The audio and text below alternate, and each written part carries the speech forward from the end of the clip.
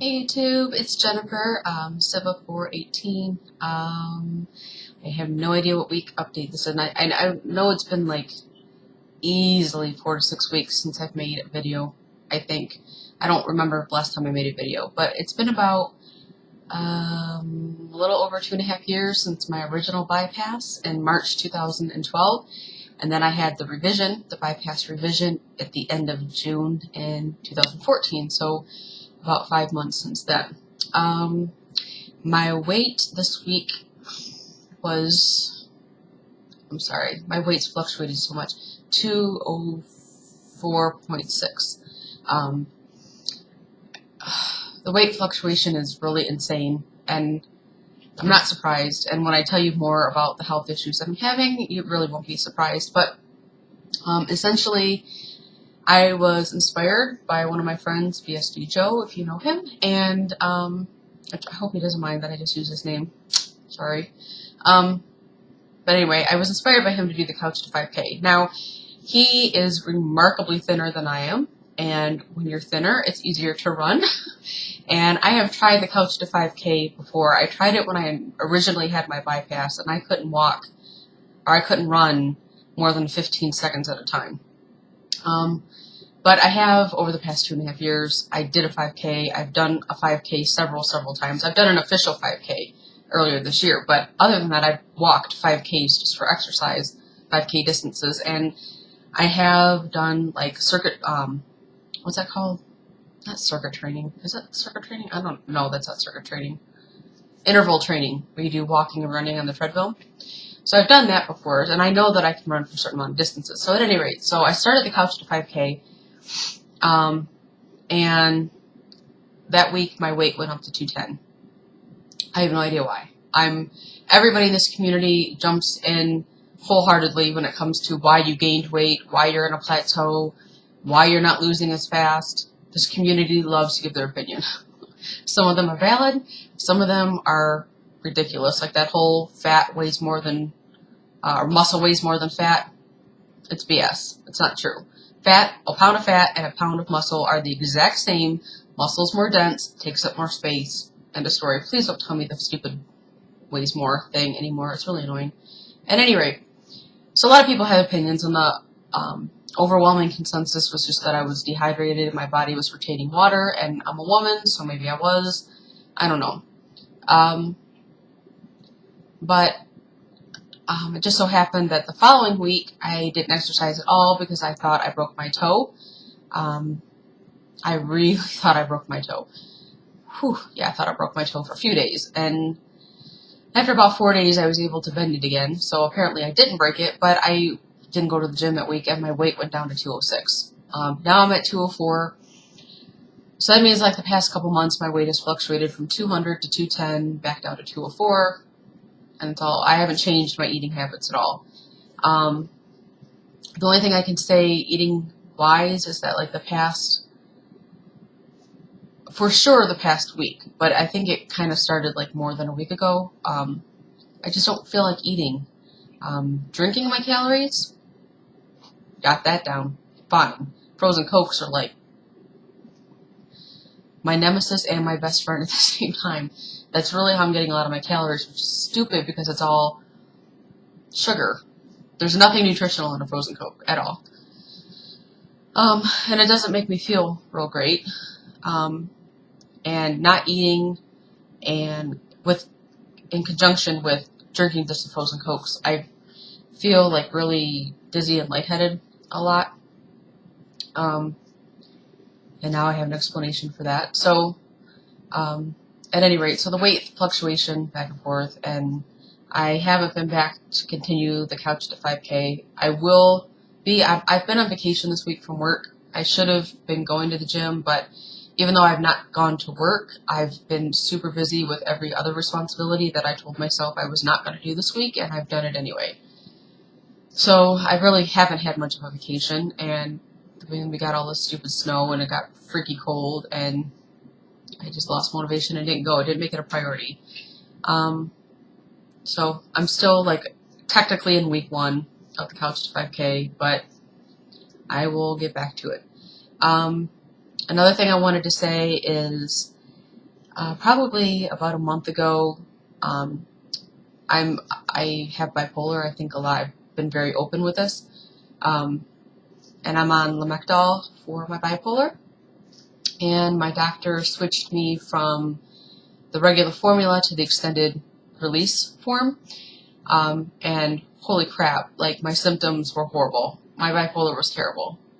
Like horribly bad. Like I didn't have medication. Like that bad.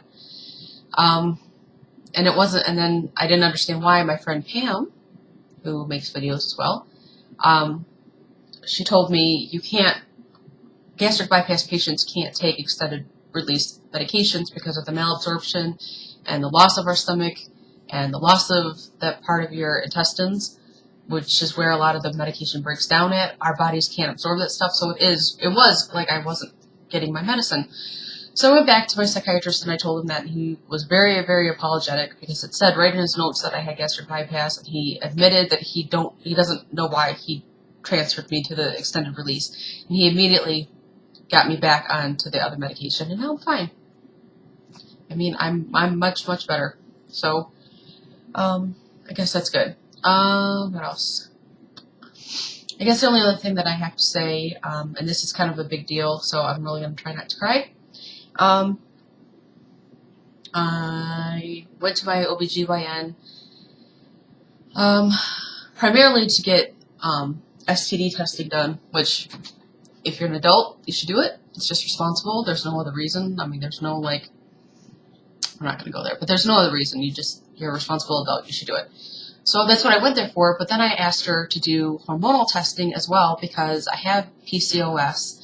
I had hormonal testing done prior to my surgery when I had my IUD put in because my surgeon told me you have to be on birth control. You can't get pregnant for 18 months until 18 months after surgery. I didn't want to chance it. So I got an IUD put in, which has been the best thing ever. And, sorry, my kitten's trying to get my attention. And, so I wanted just to kind of check up with the results because one of the big reasons I had surgery is because, weight loss surgery gets rid of PCOS or dramatically reduces the PCOS. And that was a major, major reason why I did it. There were a lot of other health reasons, but the PCOS was a big reason because I always wanted to have a kid, and I've been pregnant twice, and that didn't work out. And I love helping to raise my niece. It's the biggest blessing in my life, but even she wants me to have a baby. So so I had the testing done along with the STD, and my doctor told me, we're only going to call you if there's something abnormal. And then she called me. Sorry, it's my kitten. It's really hard to talk about this when you've got a cute little kitten in your picture. She called me on Tuesday, and as soon as I seen the number come up on the caller ID, I kind of freaked out. But I answered, and the STD stuff all came back negative. But my PCOS has not gone away at all. I still have it, and I have it a little worse than I did. See, not gonna cry. I have it a little worse than I did. For those of you who don't know what PCOS is, it's polycystic ovarian syndrome, and you can look it up on Google. It's really not that, it's a big deal, but it's basically your hormone levels are screwy and you have more testosterone than you do estrogen, so your body reacts differently because of those hormones, and there's a whole bunch of symptoms. And I still had a lot of the symptoms, but I guess I didn't think that I was cured of it, but I thought it had gotten better. And to know that it's gotten worse is extremely disappointing. But what was even worse than that, and what she was most concerned about was they check your insulin serum levels. Your insulin serum levels should be 12 or less. 2 years ago, when I did this testing, my serum levels were at 14. So they were slightly elevated, but they weren't like majorly concerned about it. I have too many freaking cats. I have 4 cats. This is like trying to... Anyway, so my serum levels were about 14 at the time. This time when I did, my serum levels were 34, which means I probably have diabetes. I don't know anybody whose health has gotten worse because of surgery. And I mean, I know people who had diabetes prior to surgery, and they had surgery to kind of aid in getting rid of the diabetes, and then maybe it kind of came back. I have a friend who that happened to, and she did extremely well with the weight loss part. And it's not her fault at all that her diabetes came back. She has type 1, not type 2. And I don't know for sure that I have diabetes, but I have to see an endocrinologist. I can't pronounce the word. It's a big, long college word.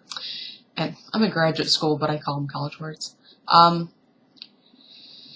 I have to see one of those now because I've never seen anybody for this issue because I didn't think it was an issue. And to know that it went from 14 all the way up to 34, I don't have an explanation for that. My doctor doesn't have an explanation for that. She said, you've lost 120 pounds. I don't know why it's worse. Stop. She's like, I don't know why it's worse. I don't either. The only thing that I can kind of think of is, I'm sorry, hold on a minute, because these cats are getting on my nerves. Anyway, the only thing I can kind of think of is, I really haven't changed my eating habits that much, and when you're that big, your body kind of reacts to and metabolizes differently. It's kind of used to being in overdrive, and I'm not thin now. I'm still obese, and I know that. But maybe my body is having to work too hard now to deal with all the sugar that I'm ingesting. And that's the only thing I can think of is that my body doesn't want to work this hard anymore, and it is, and it's too much. I don't know. I don't know what to make of it. So I made an appointment with an endocrinologist, but I can't get in until the end of January. So I'll have to make a video update then. And I'm going to go see my primary care doctor to see what he says. I'm very, very discouraged because I feel like between the revision, which was absolutely hell for me, I would never recommend the revision. Never recommend it. But between that and these results showing that my health has gotten worse, I'm feeling very, very, very discouraged and frustrated, and now I'm frustrated because I have too many cats and they're annoying me. But seriously, I'm very frustrated and very discouraged, and I want to believe surgery was worth it because, like I said, I've lost 120 pounds and I'm better than I was weight-wise, but we have surgery to improve our health. And I don't know any surgeon on the face of the earth, which I hope to God I'd never meet one. But I'm pretty sure you have to have it only for health reasons. You can't just go in there for vanity reasons and a doctor will approve that. Because that's totally going to mess with your head if you're doing it for vanity reasons. I mean, it's hard enough to deal with this emotional roller coaster when you're doing it for health. If you were doing it for vanity, you're seriously screwed in the head. I'm just telling you. So we do it for health reasons, and my health has gotten worse, and I don't know. I don't get it. So I have to come back and deal with that in my next video, or not my next video, but in the next doctor's appointment that I have. I'll come back for that. But so that's my update. I don't even really know what else to say. My videos all seem to be like very realistic and down to earth, and maybe I have like more of a pessimistic view or more of a realistic view than to come on here all the time and be like, yeah, surgery is wonderful. My life is so wonderful. Everybody wants to be around me now. Boys love me. Like, I'm not mocking anybody, but I've never had a hard time with the opposite sex because of my weight. I have had some bad opportunities, bad experiences with jobs. And of course, my self-esteem and all that, which is sometimes worse now than it was when I was 320 pounds, which is crazy. But I really did this for health, and it's just totally screwing with my head. Totally screwing with my head that these cats are driving me nuts. Totally screwing with my head that things have gotten worse. I'm going to go now because I'm tired of complaining about my cats. I will talk to you guys later. Thank you for watching. Sorry it's been so long since I had an update. I will update again as soon as I find out more stuff about the health issues. But I just want to say, I don't know anybody else that this happened to. I don't know why this is happening to me, but it happens apparently because it's happened to me. So I would love to give feedback if you are qualified to give feedback and not just opinions, because I don't want opinions. I have enough opinions. Support is awesome. Knowledge is awesome. Insight is awesome. Opinions I don't need. So please, no opinions. I will talk to you guys all soon. Thank you for watching. Thank you to my new subscribers. And I guess that's it. I will talk to you guys later. Bye.